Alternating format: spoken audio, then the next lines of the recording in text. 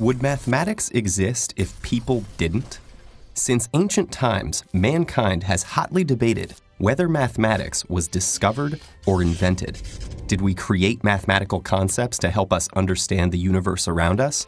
Or is math the native language of the universe itself, existing whether we find its truths or not? Are numbers, polygons, and equations truly real, or merely ethereal representations of some theoretical ideal? The independent reality of math has some ancient advocates. The Pythagoreans of 5th century Greece believed numbers were both living entities and universal principles. They called the number 1 the monad, the generator of all other numbers and source of all creation. Numbers were active agents in nature. Plato argued mathematical concepts were concrete and as real as the universe itself, regardless of our knowledge of them. Euclid, the father of geometry, believed nature itself was the physical manifestation of mathematical laws. Others argue that while numbers may or may not exist physically, mathematical statements definitely don't. Their truth values are based on rules that humans created. Mathematics is thus an invented logic exercise, with no existence outside mankind's conscious thought, a language of abstract relationships based on patterns discerned by brains, built to use those patterns to invent useful but artificial order from chaos. One proponent of this sort of idea was Leopold Kronecker, a professor of mathematics in 19th century Germany. His belief is summed up in his famous statement, "God created the natural numbers. All else is the work of man." During mathematician David Hilbert's lifetime, there was a push to establish mathematics as a logical construct.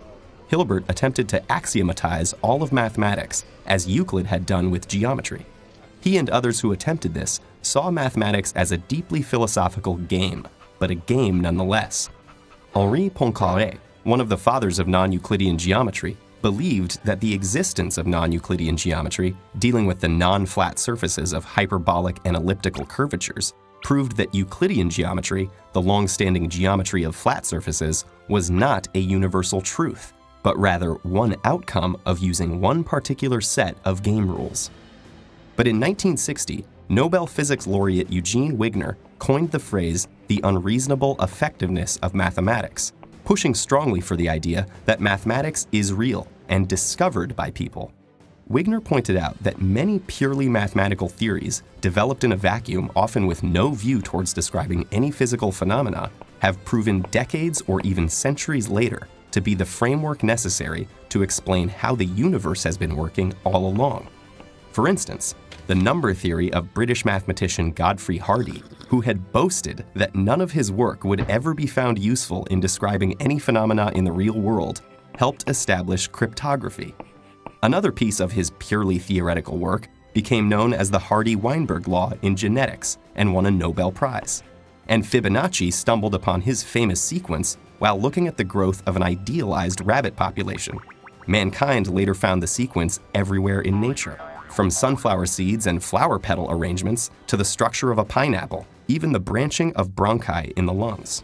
Or there's the non-Euclidean work of Bernhard Riemann in the 1850s, which Einstein used in the model for general relativity a century later.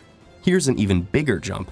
Mathematical knot theory, first developed around 1771 to describe the geometry of position, was used in the late 20th century to explain how DNA unravels itself during the replication process.